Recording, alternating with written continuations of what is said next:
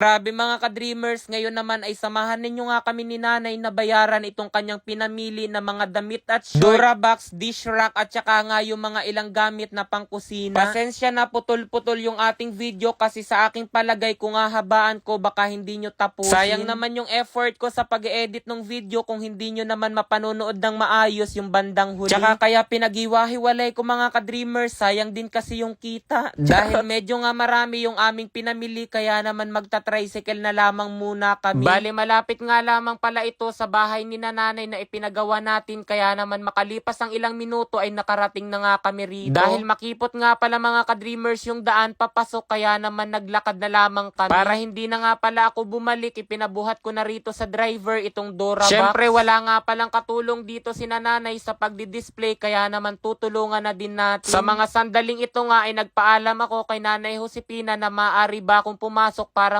tignan kung saang bahagi na kanilang bahay pwede ilagay. Siyempre kahit ako nga ang nagpagawa niyan para sa kanilang mga ka-dreamers pero sa tuwina na ako ay papasok nagpapaalam pa rin ako kay nanay. Kasi sa ganoong paraan nga ay nagpapakita ng respeto sa privacy nilang mag-ina. Dapat ganyan mga ka-dreamers, hindi mawawala yung respeto pero kaunti na lang wala na akong respeto sa bashers ko. Hay, hindi joke lang. Sa kabila kasi ng ganitong klaseng kong content, hindi pa rin naiiwasan na may mang-bash nga sa akin. Ay bahala pa raw kayo riyan, ang mahalaga ay tumutulong ako tapos kumikita rin ako para sa sarili ko. Correction, hindi nga lamang pala yung kita para sa sarili ko, maging sa ibang tao at higit sa lahat para sa pamilya ko. Kaya sa mga bashers Korean, kayo ba sa ganitong edad ko nakatulong na sa ibang tao at sa pamilya nyo?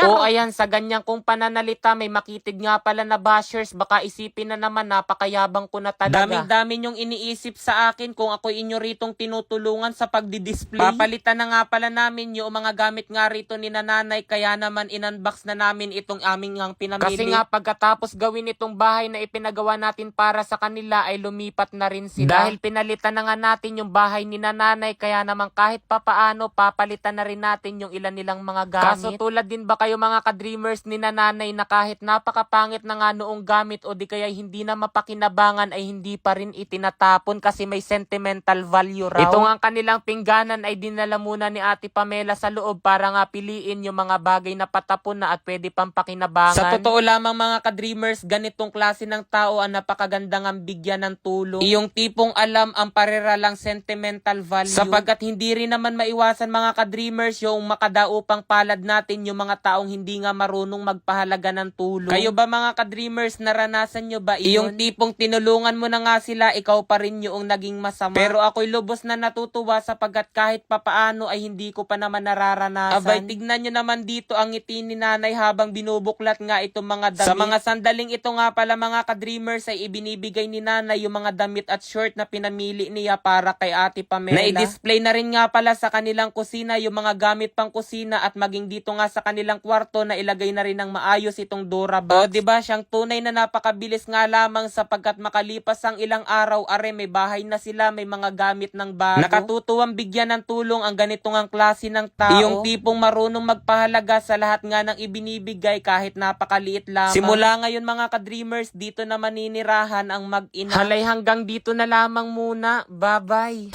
Grabe mga ka-dreamers, tignan nyo kung magkano ang aking napanaluhan. Ayan na, 62,000. O, di ba mga ka-dreamers, napakadali lamang kumita rito kay PH Mines. Kaya kung nais nyo rin kumita at maglaro, nasa comment section lang ang link para mag-register. Huwag kalimutan mag-take ng screenshot at ilagay iyan sa comment section sapagkat mamimigay tayo ng 500. Ngayon mga ka-dreamers, ipakikita ko sa inyo kung paano ako kumikita rito sa paglalaro sa Super Ace. Dito kay Super Ace mga ka-dreamers, kailangan nyo lamang pindutin itong nasa gitna at mag-i-spin na siya. Maaari na kayong manalo ng napakalaking halaga. Pero kailangan may taya muna kayo. Pindutin lamang itong bet kapag kayo ay tataya. Pwede kayo dyan tumaya ng 0.5 centavos hanggang 1,000 pesos. Ngayon, subukan muna natin sa 100 pesos. Yan. 1,600. 800. Wow, 2,000. 3,600. 6,000. 5,000, 40,000, 1,000, grabe, 200,